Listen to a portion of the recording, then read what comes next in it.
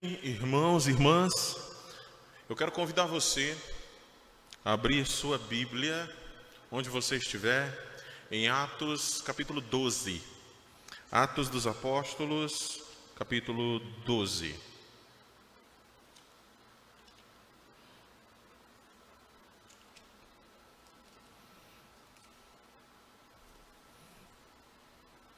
Nós vamos proceder com a leitura de todo o capítulo 12.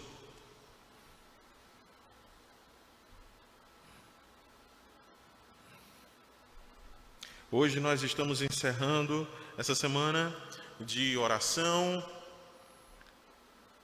Estamos encerrando essa semana de oração feita pela mocidade da nossa igreja, encabeçada pela mocidade da nossa igreja, e vamos terminar com esta palavra, essa exposição a respeito da igreja, a respeito da igreja vitoriosa, que avança, que é guardada, protegida por Deus, com base nesse texto de Atos capítulo 12. Vamos proceder com a leitura. Diz assim a palavra de Deus. Nessa ocasião, o rei Herodes prendeu alguns que pertenciam à igreja, com a intenção de maltratá-los, e mandou matar à espada Tiago, irmão de João. Vendo que isso agradava aos judeus, prosseguiu prendendo também Pedro durante a festa dos pães sem fermento. Tendo-o prendido, lançou no cárcere, entregando-o para ser guardado por 4 escoltas, de 4 soldados cada uma. Herodes pretendia submetê-lo a julgamento público depois da Páscoa. Pedro, então, ficou detido na prisão, mas a igreja orava intensamente a Deus por ele. Na noite anterior ao dia em que Herodes iria submetê-lo a julgamento, Pedro estava dormindo entre 2 soldados, preso com 2 algemas, e sentinelas montavam guarda à entrada do cárcere. Repentinamente apareceu um anjo do Senhor, e uma luz brilhou na cela. Ele tocou no lado de Pedro e o acordou. Depressa, levante-se, disse ele. Então as algemas caíram dos punhos de Pedro. O anjo lhe disse: vista-se, calce as sandálias. E Pedro assim fez. Disse-lhe ainda o anjo: ponha a capa e siga-me. E saindo, Pedro o seguiu, não sabendo que era real o que se fazia por meio do anjo. Tudo lhe parecia uma visão. Passaram a primeira e a segunda guarda e chegaram ao portão de ferro que dava para a cidade. Este se abriu por si mesmo para eles e passaram. Tendo saído, caminharam ao longo de uma rua e de repente o anjo o deixou. Então Pedro caiu em si e disse: agora sei, sem nenhuma dúvida, que o Senhor enviou seu anjo e me libertou das mãos de Herodes e de tudo o que o povo judeu esperava. Percebendo isso, ele se dirigiu à casa de Maria, mãe de João, também chamado Marcos, onde muita gente se havia reunido e estava orando. Pedro bateu à porta do alpendre e uma serva chamada Rode veio atender. Ao reconhecer a voz de Pedro, tomada de alegria, ela correu de volta, sem abrir a porta, e exclamou: Pedro está à porta. Eles, porém, lhe disseram: você está fora de si.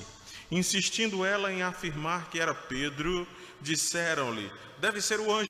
Quanto ao que tinha acontecido a Pedro, fazendo uma busca completa e não o encontrando, Herodes fez uma investigação entre os guardas e ordenou que fossem executados. Depois, Herodes foi da Judéia para Cesareia e permaneceu ali durante algum tempo. Ele estava cheio de ira contra o povo de Tiro e Sidom. Contudo, eles haviam se reunido e procuravam ter uma audiência com ele, tendo conseguido o apoio de Blasto, homem de confiança do rei, pediram paz, porque dependiam das terras do rei para obter alimento. No dia marcado, Herodes, vestindo seus trajes reais, sentou-se em seu trono e fez um discurso ao povo. Eles começaram a gritar: é a voz de Deus e não de homem? Visto que Herodes não glorificou a Deus, imediatamente um anjo do Senhor o feriu e ele morreu, comido por vermes. Entretanto, a palavra de Deus continuava a crescer e a espalhar-se.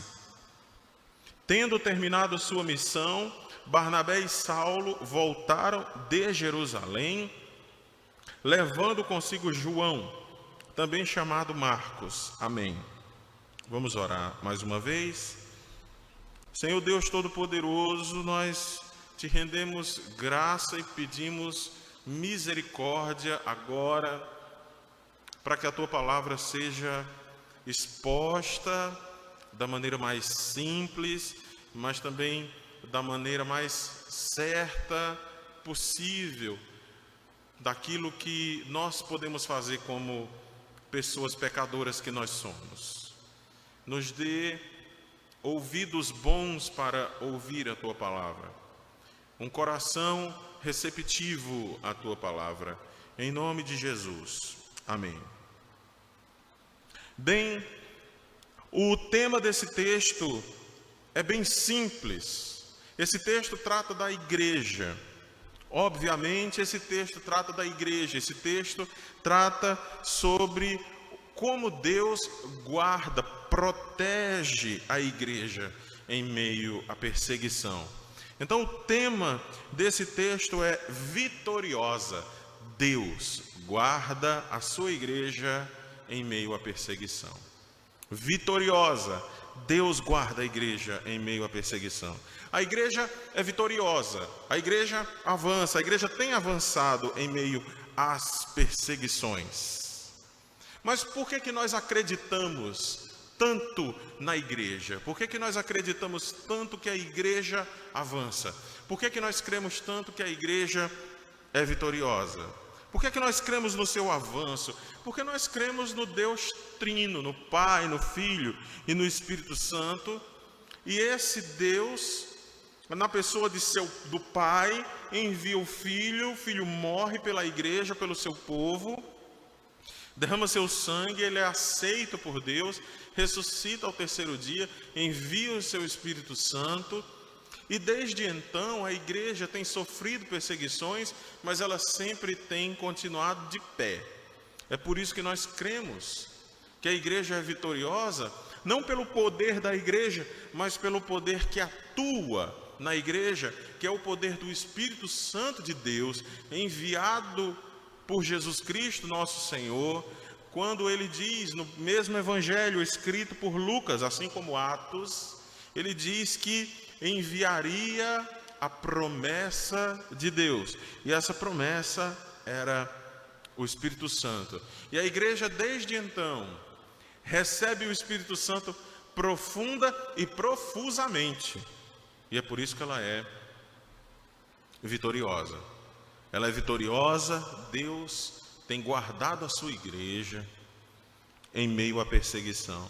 Deus não tem guardado a igreja da perseguição, mas Deus tem guardado a igreja em meio à perseguição.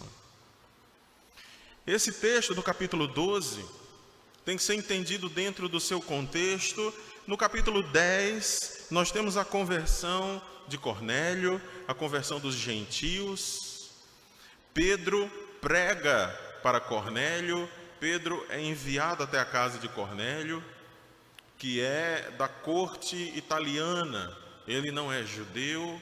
Pedro depois tem que se explicar, ainda no capítulo 11, ele precisa se explicar porque entrou na casa de um gentio, mas ao pregar o Espírito Santo desceu sobre aquele povo, que era gentio. Então eles perceberam, a partir dali, que a bênção de Deus, perdão de pecados, a salvação em nome de Jesus, não vem apenas para os judeus, mas para todos aqueles que creem. Depois nós temos o capítulo 11, que retorna ao assunto da dispersão dos crentes, dispersão daqueles cristãos que foram perseguidos logo após a morte de Estevão. Estevão morre, os cristãos são perseguidos ali dentro mesmo da Judéia e das regiões circunvizinhas, e eles se espalham mundo afora. E eles vão pregando, por onde eles passam, eles vão pregando o Evangelho. Mas eles vão pregando o Evangelho nas sinagogas. Eles vão pregando o Evangelho aos seus conterrâneos que moram fora. E no capítulo 12, que é o capítulo que nós vamos nos deter, esse capítulo trata da perseguição que começou a aumentar ali na região de Jerusalém e adjacências. Aqui ainda não era a perseguição romana, nós não estamos falando da perseguição de Roma. Aqui era uma perseguição interna, aqui era uma perseguição de judeu descrente, perseguindo judeus que haviam se convertido a Jesus Cristo. Então, eu quero retirar desse texto aqui para nós pelo menos três partes dessa narrativa, três partes que compõem essa narrativa do capítulo 12. Em primeiro lugar, nós vamos ver que Herodes aumenta a perseguição à igreja de Jesus. Isso vai dos versículos de 1 a 4. Em segundo lugar, a intervenção de Deus, soltando Pedro em resposta às orações da igreja. Isso vai do versículo 5 ao 19. E em terceiro lugar, existe a vingança de Deus contra os inimigos da igreja, dos versos 20 ao 25. Então vejamos que, em primeiro lugar, Herodes aumenta a perseguição à igreja. O texto diz: nessa ocasião o rei Herodes prendeu alguns que pertenciam à igreja, com a intenção de maltratá-los, e mandou matar à espada Tiago, irmão de João. Esse Tiago também era filho de Zebedeu, irmão de João, que Jesus chamou, e eles estavam jogando as redes, lançando as redes, consertando as redes com seu pai. E eles, deixando as redes, deixando seu pai, seguiram o Senhor Jesus. Tiago é morto aqui. João foi o que escreveu o Evangelho, o Apocalipse, as 3 cartas. Ele morre com quase 100 anos de idade. Mas seu irmão está aqui e morre ainda jovem. O texto continua e diz: vendo que isso agradava aos judeus, prosseguiu, prendendo também Pedro durante a festa dos pães sem fermento. Tendo prendido, lançou no cárcere, entregando para ser guardado por 4 escoltas de 4 soldados cada um. Herodes pretendia submetê-lo a julgamento público depois da Páscoa. O que aconteceu aqui foi que Herodes aumentou a perseguição à igreja. A igreja de Jesus passou a ser mais perseguida pelo próprio povo de Israel, principalmente pelos fariseus. Por que Herodes fez isso? Herodes, filho de Herodes o Grande, Herodes, ele era muito amigo do partido dos fariseus. E com certeza a igreja de Jesus estava crescendo. E os fariseus enciumados. E Herodes do lado dos fariseus, e Herodes apoiando os fariseus e sendo apoiado pelos fariseus. Então, como numa espécie de show público, ele prende alguns cristãos, mas ele sabia que Tiago era um dos líderes, porque Tiago era apóstolo de Jesus Cristo. Então, para satisfazer a sede de sangue que os incrédulos têm, ele mata, muito provavelmente para todo mundo ver, como num show público, ele mata Tiago.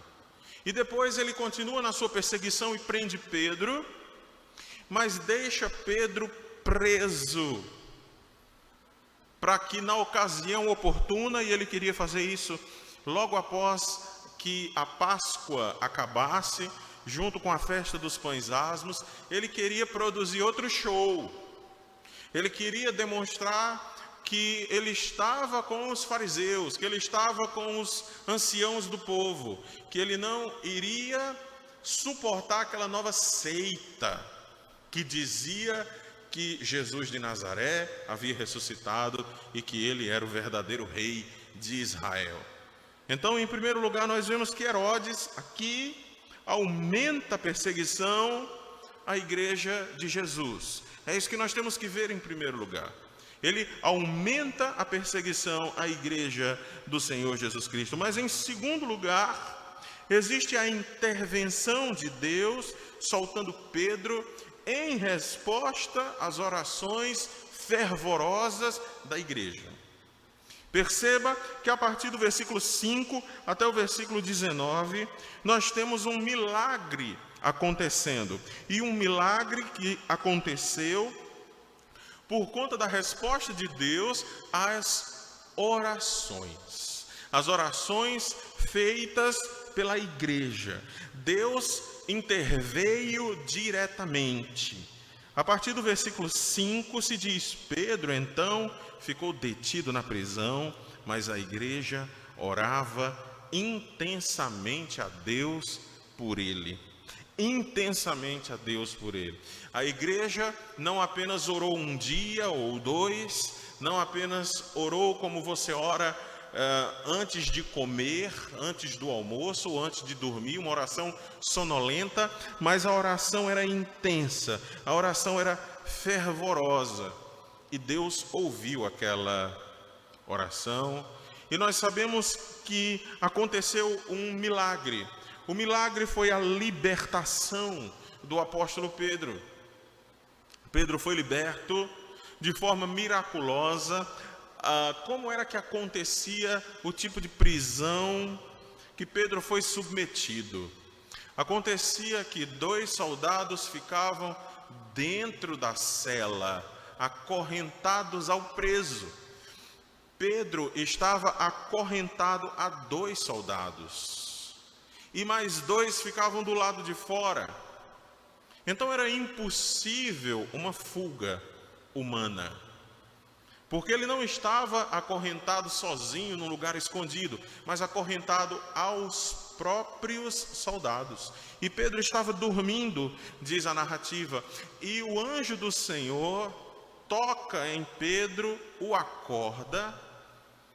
As algemas, que poderiam muito bem ser algemas nos pés, em suas pernas, presas às pernas dos soldados, Pedro tem essas algemas retiradas automaticamente do seu corpo. Ele se levanta, veste a sua túnica e vai saindo. Só que a Escritura diz que ele vai saindo como alguém que está num torpor.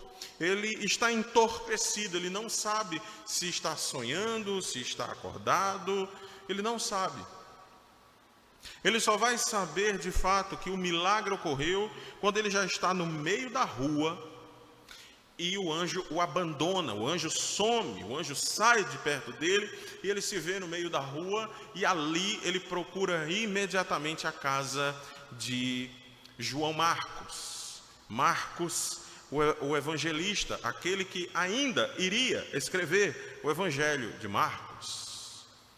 E lá havia muita gente orando por ele, orando pelo próprio Pedro. Deixe-me dizer uma coisa que pode ficar encafifada nas nossas mentes. Por que é que Deus salvou Pedro e por que Deus não poupou Tiago? Irmãos, esse tipo de pergunta pode ser feita de 2 formas.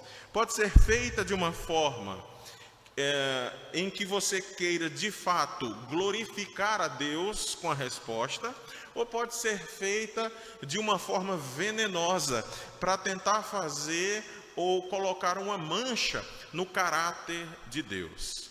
Nós não devemos escolher essa segunda opção. A primeira opção é que o Senhor Deus tem planos diferentes para os diferentes tipos de pessoas. Deus pode livrar a este e não livrar a este. E isso estava muito claro, sempre ficou muito claro no ensino de nosso Senhor Jesus Cristo, que a igreja seria perseguida. Outra coisa que nós devemos nos lembrar, isso é fantástico, é o que Jesus diz no Evangelho de Marcos. Jesus conversando com João e Tiago, esse Tiago que morre aqui. Eu vou ler o texto para que você veja. Marcos capítulo 10. Marcos capítulo 10. A partir do versículo 35. Fantástico o que está escrito aqui, essa conversa que Jesus havia tido com Tiago e com os outros apóstolos e com João, irmão de Tiago, anos atrás.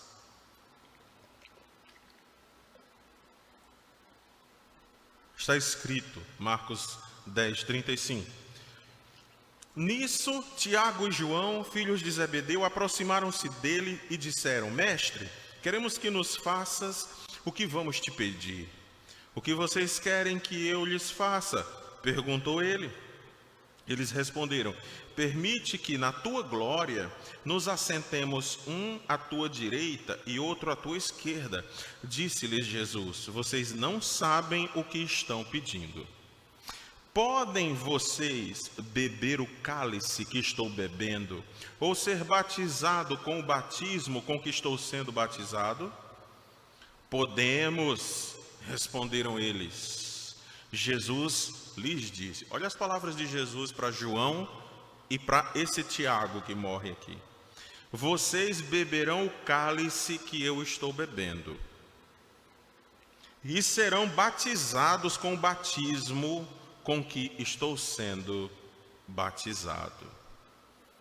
Jesus diz abertamente, Jesus estava indo para a morte, Jesus estava indo em direção à morte, e Jesus pergunta, vocês têm noção do que vocês estão pedindo? Vocês são capazes de beber o cálice? Beber o cálice, aqui poderia ser o cálice da ira.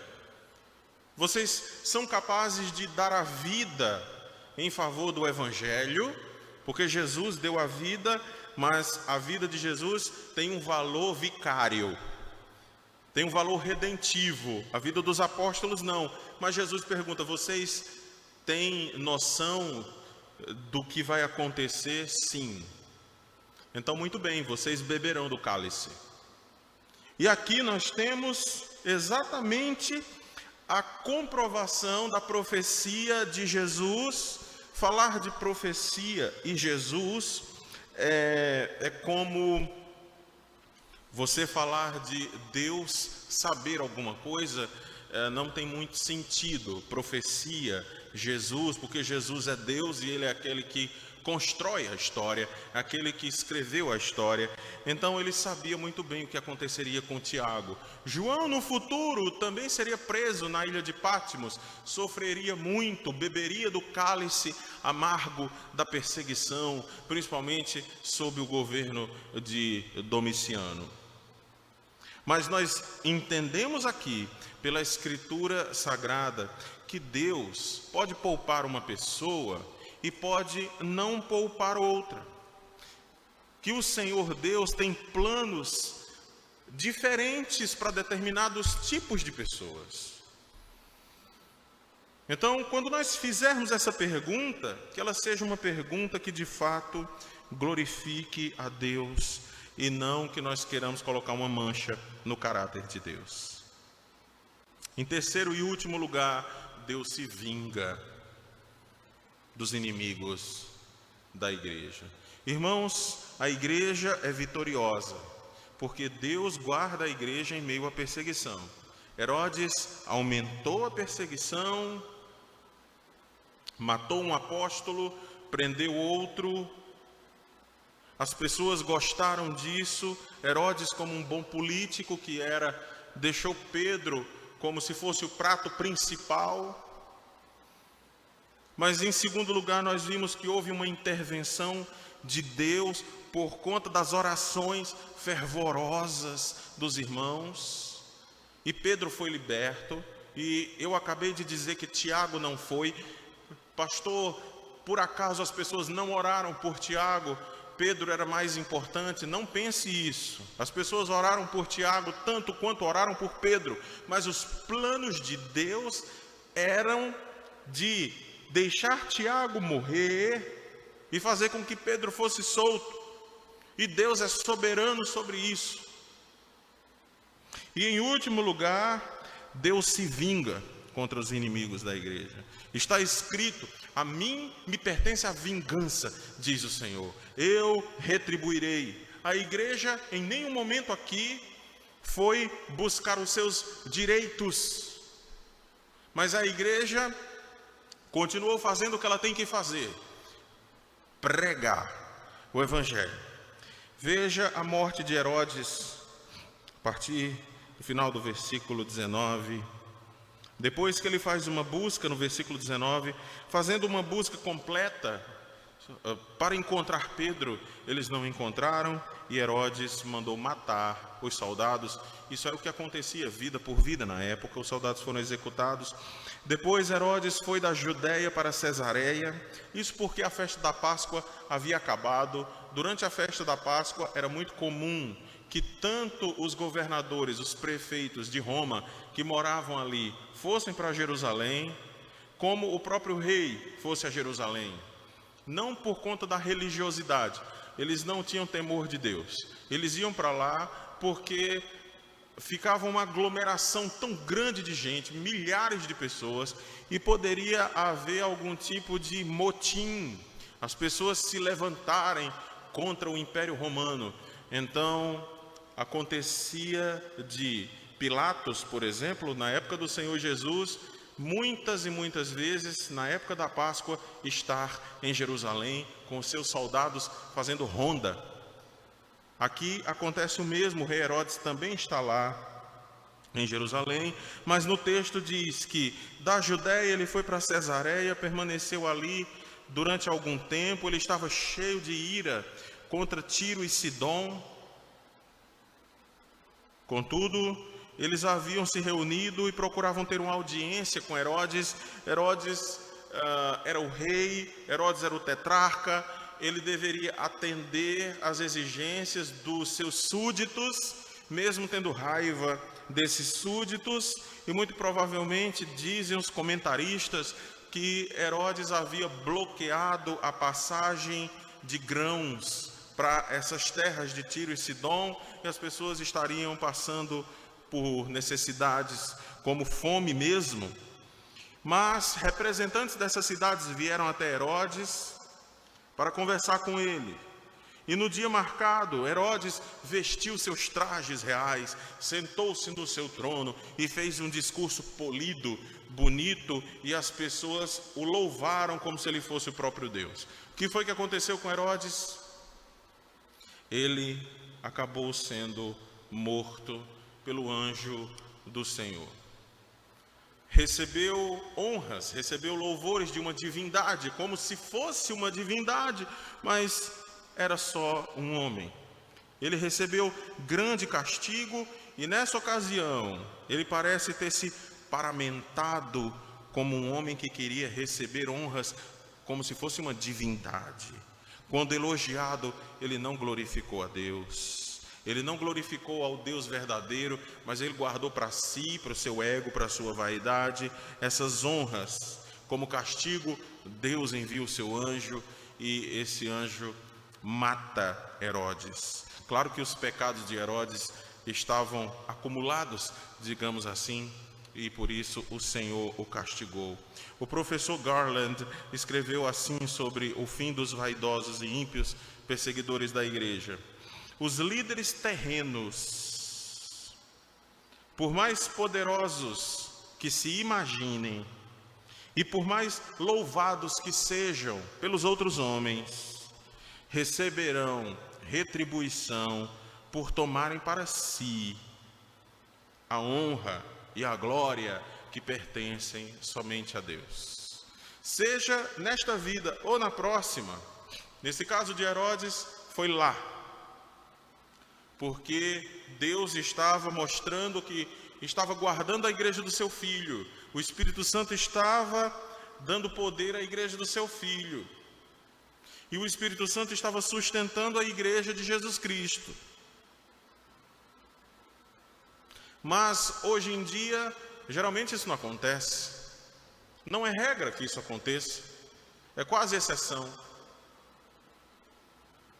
Mas um dia, os perseguidores da igreja serão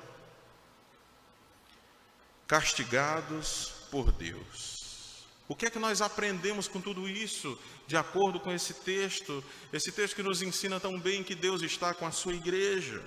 Nós aprendemos que o povo de Deus é um povo perseguido, mas também é um povo vencedor. Seja no Egito, quando foram escravos por 400 anos, seja na terra de Canaã, quando eles chegaram para morar lá, foram perseguidos pelos filisteus e por outros povos. O Messias foi perseguido, o Messias foi morto, porque as trevas odeiam a luz. Mas a despeito disso, o Messias ressuscitou, venceu a morte, venceu o mundo, venceu Satanás. E certamente isso aponta para o futuro. Da mesma sorte que Jesus é o ressuscitado, depois do sofrimento a glória, a igreja segue os mesmos passos do seu noivo, do sofrimento à glória. Jesus virá para governar seu reino e a igreja permanecerá viva até lá. Claro que a igreja às vezes é como uma montanha russa e ela desce, tem momentos de frieza e depois a igreja sobe com um fulgor espiritual e um fervor nos corações, mas o que significa que no final a igreja é sempre vitoriosa.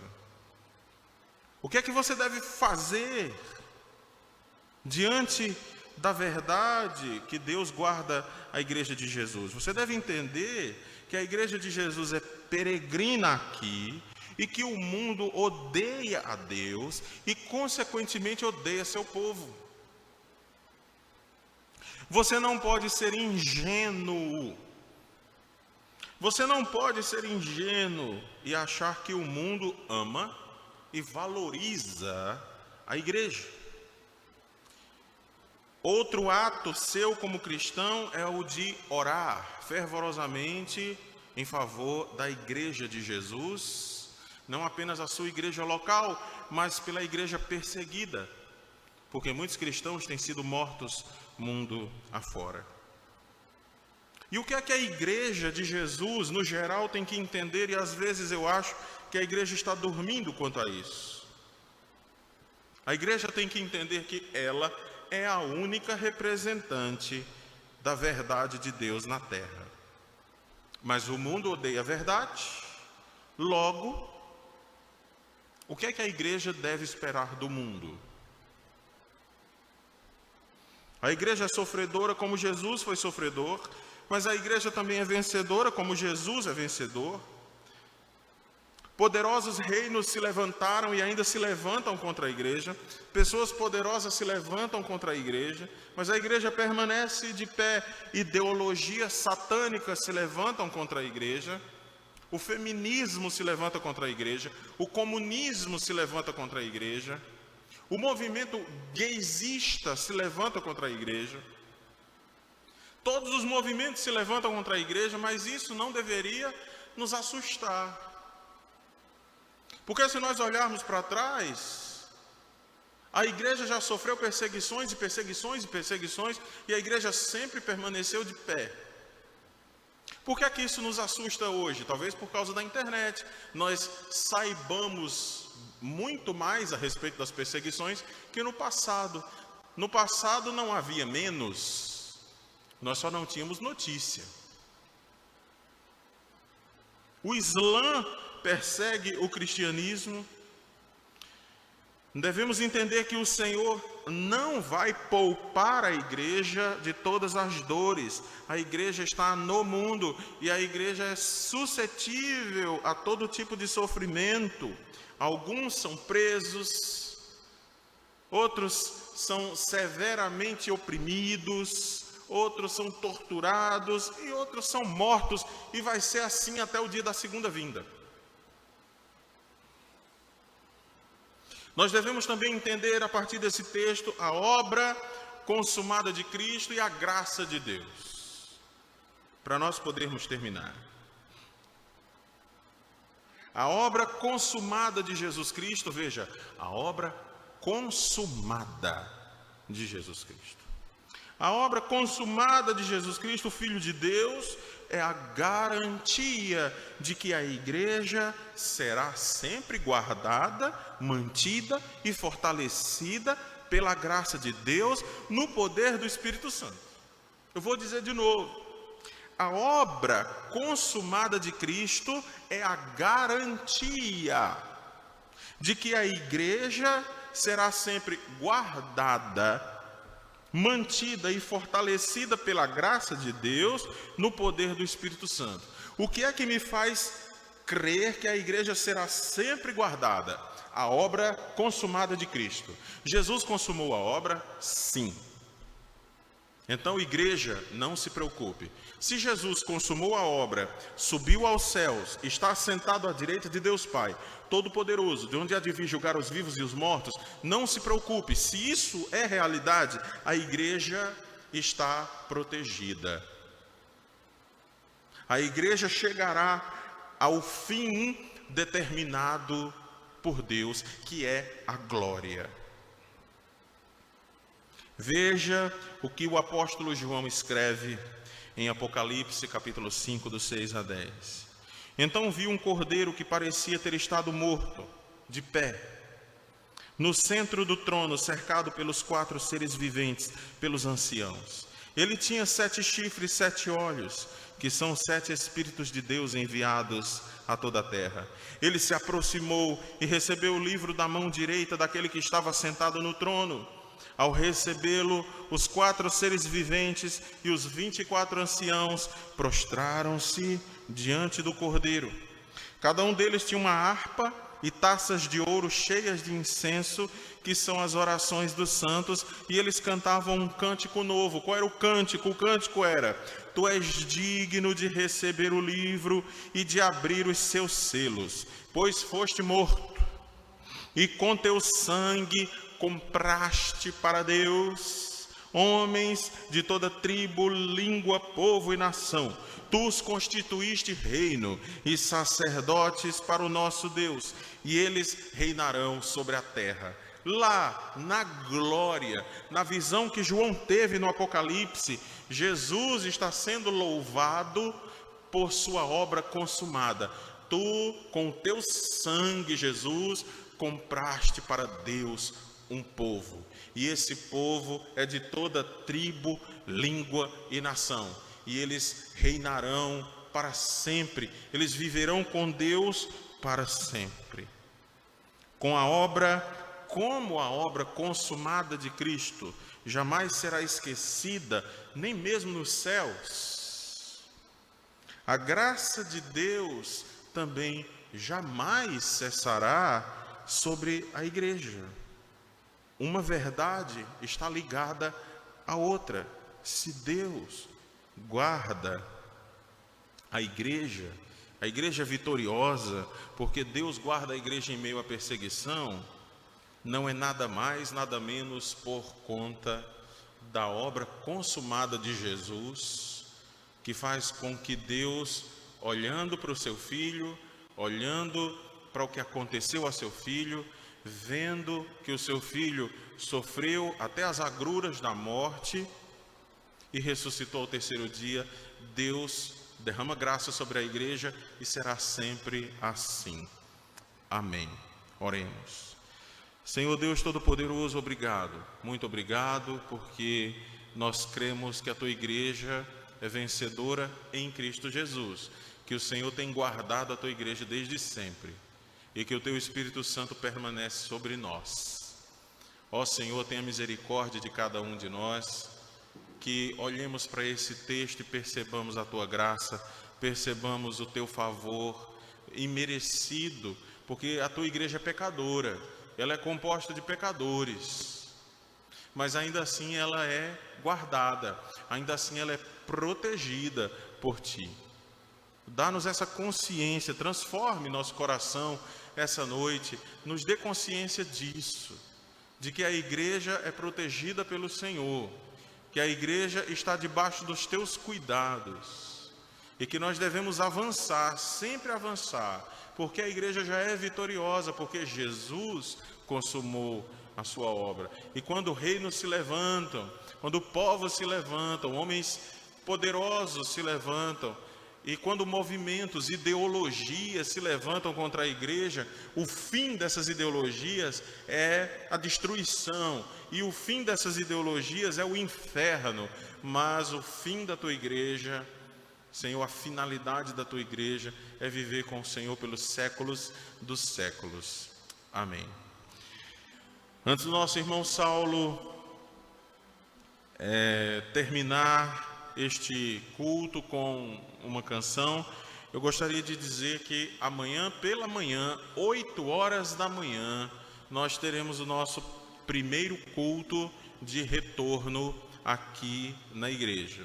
Amanhã pela manhã, às 8 horas da manhã, tá certo?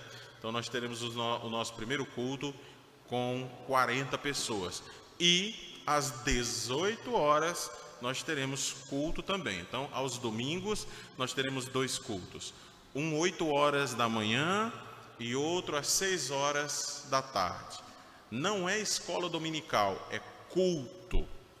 Que Deus nos abençoe. Amém.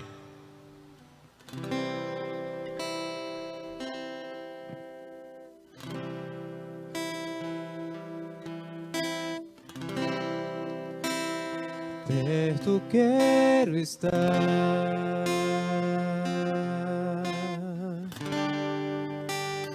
junto aos teus pés,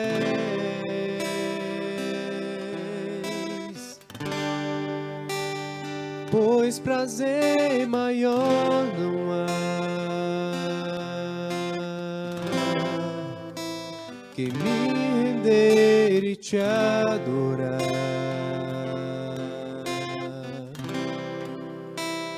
Tudo que há em mim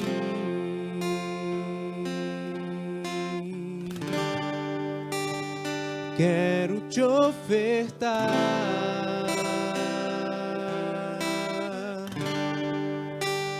mas ainda é pouco, eu sei. Se comparado ao que ganhei,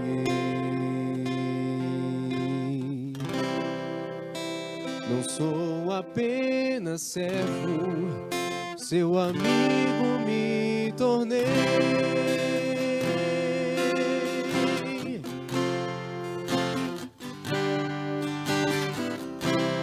Te louvarei, não me importam as circunstâncias, adorarei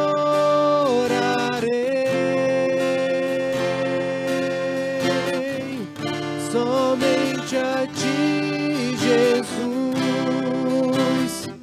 Te louvarei, te louvarei.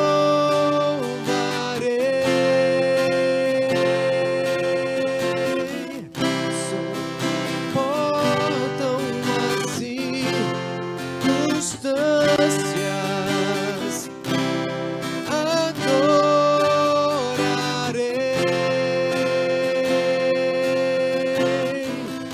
somente a